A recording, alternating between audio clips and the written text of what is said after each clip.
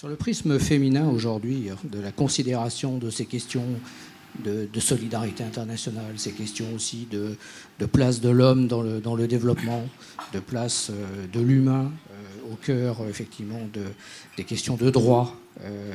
Est-ce qu'il n'y a pas aussi quelque part ce mouvement amorcé depuis maintenant quelques années, voire quelques décennies justement, de mettre le problème de la femme, du genre, au cœur de ces problématiques-là? C'est un peu ce que fait ONU Femmes finalement, non? Oui, c'est le mandat d'ONU Femmes, exactement. C'est-à-dire effectivement d'avoir une vision globale en fait du statut des femmes en fait dans le monde, et surtout de l'objectif d'égalité, hein, qui est, comme je le rappelais, inscrit au sein de la Charte des Nations Unies et de toutes les conventions internationales en matière de droits humains que les États ont pu signer depuis des décennies. Donc je pense que fondamentalement, effectivement, on pourra peut-être revenir un peu sur le bilan, parce que je pense qu'il n'est pas... effectivement, on peut toujours... les enjeux sont tellement énormes qu'effectivement le bilan ne peut être qu'incomplet et décevant. Mais je pense qu'il y a quand même eu effectivement des avancées très très importantes. Je vois des personnes du ministère de la Défense, donc ça m'a fait penser, enfin je pense en tout cas qu'ils le sont, aux progrès qui ont été faits justement au sein des Nations Unies pour sensibiliser notamment les responsables du domaine du maintien de la paix à ces problématiques-là, et à l'insertion dans toutes les missions de maintien de la paix de conseillers sur le genre, sur l'égalité homme-femme. Donc là, c'est vraiment la transversalité dont on parle, c'est-à-dire la prise en compte de ce sujet de l'égalité femmes-hommes et du respect des droits fondamentaux des femmes, parce que c'est de ça qu'il s'agit, dans les différents sujets au sein des instances, notamment les instances qui sont décisionnaires, parce que le problème est là. En matière de maintien de la paix, ça n'est pas vraiment ONU Femmes qui décide, c'est plutôt le département du maintien de la paix. Et donc c'est à eux, c'est aussi aux États membres qui sont décisionnaires de mettre en œuvre ces résolutions qu'ils prennent, de faire en sorte que d'autres problèmes plus politique, plus prioritaire, plus urgent, et c'est souvent le cas malheureusement en matière d'égalité, en matière de respect du droit des femmes. Ce qui pose problème, c'est que souvent les priorités à la fois diplomatiques et politiques qui sont perçues à un moment donné comme étant plus importante ou plus urgente, ou par exemple dans le cas je reviendrai peut-être sur la Syrie, parce que je ne sais pas si une des actions menées par ONU Femmes notamment, c'était de mettre autour de la table des femmes syriennes qui ont été au cœur de cette crise et qui ont mis leur vie en danger pour défendre un certain idéal, des objectifs tout à fait précis. Donc ONU Femmes a vraiment, là encore une fois, on voit que la problématique a avancé, parce que là c'est une réactivité très grande qu'il y a eu de la part des ONG, notamment des ONG droits des femmes, des ONG droits humains, etc., pour dire là on a une expérience, on a une chance justement, une chance, on a malheureusement une opportunité de faire en sorte que ces résolutions ne soient pas juste théoriques. On va mettre autour de la table aussi des représentantes de la société civile et des femmes syriennes aussi qui ont été au cœur de ce conflit. Bon, la tentative, je sais, a été faite, le message a été entendu. Maintenant, dans la pratique, ça peut paraître... je ne pense pas que les protagonistes soient satisfaits des résultats, et peut-être qu'il y a dans la salle des gens qui sont plus au courant de ça. Je pense que les femmes syriennes ont été très déçues de ne pas avoir été entendues. D'ailleurs, ça a été dans la presse. Donc c'est toujours un challenge permanent. Ce n'est pas parce que la priorité est affichée aux Nations Unies, au Conseil de sécurité, que le combat est gagné, puisque, encore une fois, quand on voit le cas pour la négociation syrienne, ou même pour la Libye, où vraiment là c'est un cas qu'on peut donner, je pense, en exemple, où donc il y a eu des viols ciblés, là pour le coup, je pense que c'était vraiment des viols nombreux, mais ciblés sur des personnes qui avaient un rôle spécifique dans l'opposition et dans la crise libyenne, et qui ont été ciblés, qui ont subi des viols atroces, et qui ont dû se battre pour être reconnus au même titre que les autres combattants comme combattants victimes de guerre. Et grâce au ministre de la Justice, qui a eu, je crois, un très très grand courage, elles ont eu gain de cause. Voilà. Mais ça a été aussi le fruit d'une mobilisation internationale, notamment à Paris récemment. Très bien.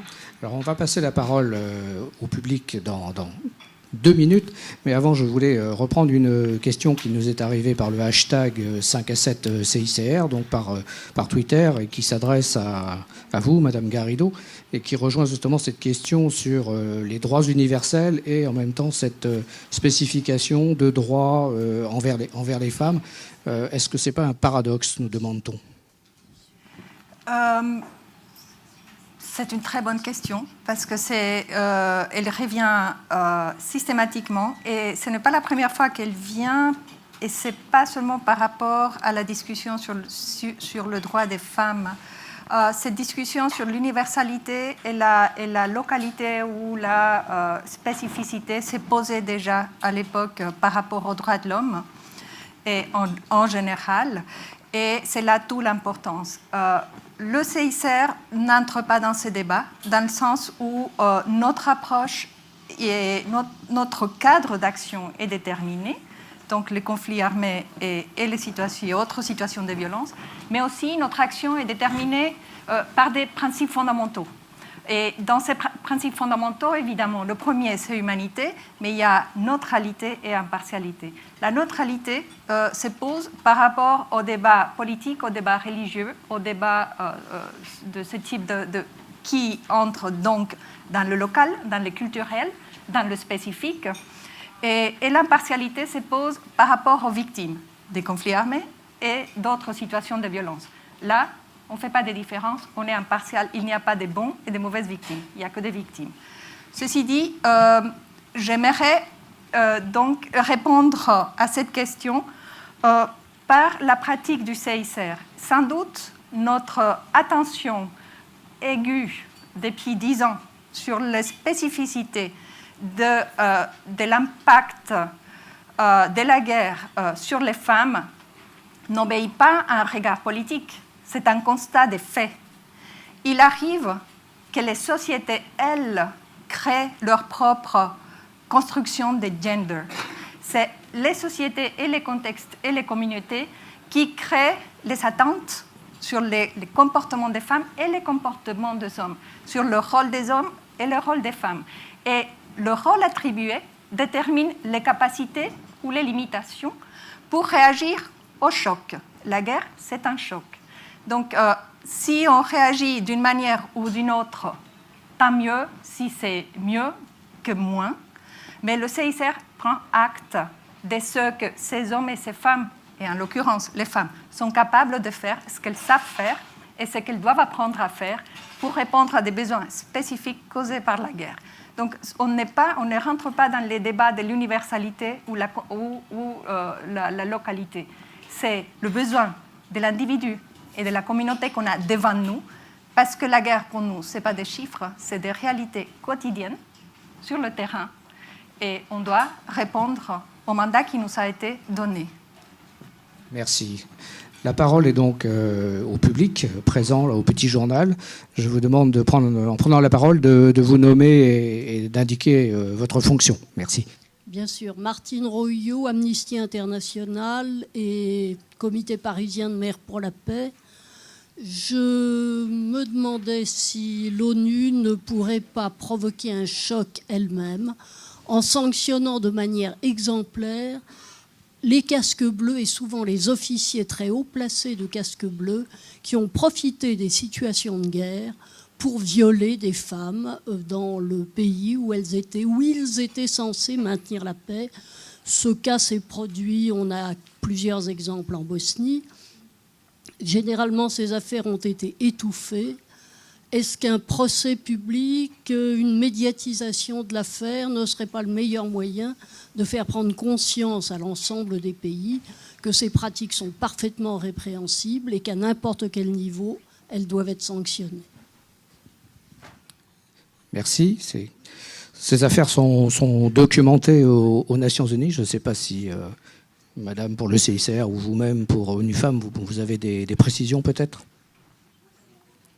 Effectivement, ce n'est pas complètement étouffé, puisque ces affaires sont bien connues. Elles ont été médiatisées. Je pense que le défaut de sanction qui est réel, vous avez raison, je ne vous vois plus, mais... Non, vous avez entièrement raison. Il y a eu beaucoup d'études, il y a eu même des gens qui ont consacré leur PhD à ce sujet, entre autres. Mais bon, il y a eu des médias, des rapports sur ce sujet vraiment inacceptables, effectivement, des forces de maintien de la paix qui commettent elles-mêmes des viols ou des abus sexuels ou de l'exploitation sexuelle, simplement la prolifération de la prostitution, etc. Est inacceptable. Le problème pour les Nations Unies, c'est que, comme vous le savez, ces forces sont prêtées par les États. C'est le gros écueil. C'est-à-dire qu'il n'y a pas de commandement. Mais bon, encore une fois, excusez mon manque de connaissances vraiment militaires pointues, mais l'autorité des Nations Unies est faible, notamment en matière disciplinaire. C'est-à-dire qu'en gros, les Nations Unies peuvent parfaitement faire pression sur l'État pour dire il faut que cette personne soit sanctionnée pénalement, mais in fine, la sanction est que la personne rentre chez elle finalement. Donc effectivement, c'est peu satisfaisant. Il y a eu des cas où les personnes ont été jugées dans le pays, notamment je pense en RDC, il me semble, où il y a eu il y a eu 1 ou 2 cas où il y a eu exception faite à la règle, je ne sais pas comment, mais effectivement, c'est un problème très, très compliqué à cause du fait que les Nations Unies ne sont pas propriétaires de leurs forces armées et qu'elles n'ont pas de forces armées, malheureusement. Et que souvent, elles dépendent d'États qui sont peu regardants sur ces sujets-là, sur ces problèmes-là. Ouais. Oui, bonjour. Je me lève. Oui, allez-y. Bonjour, François Sivignon, je suis médecin et vice-présidente de Médecins du Monde. J'ai des réflexions et une question. La première réflexion, c'est par rapport au viol tel que vous le qualifiez, monsieur. Vous dites la difficulté de dire cette violence. Je pense qu'en France aussi, je veux dire, c'est pas pour exemplariser sur la France, mais en France aussi, c'est compliqué de dire le viol.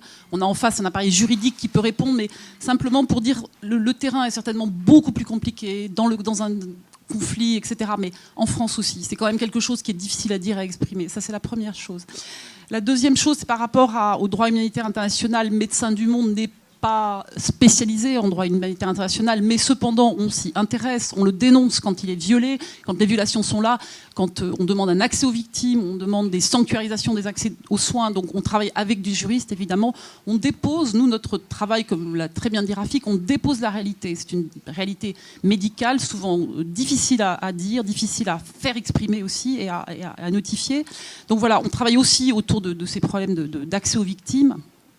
Je voulais surtout dire qu'on travaille systématiquement dans ces zones avec des partenaires, tu l'as évoqué, et il faut un travail considérable, mais Michel qui rentre de République centrafricaine, Michel Brugère nous le dira bien, il faut un travail de sensibilisation autour de ces problèmes-là, et quelque part ils ont un rôle absolument clé pour s'approprier ces problèmes, pour en parler, pour sensibiliser la communauté en général. Je pense que c'est vraiment important de parler des partenaires locaux et de les mettre en capacité de répondre, du moins en partie, à ces problématiques de violence.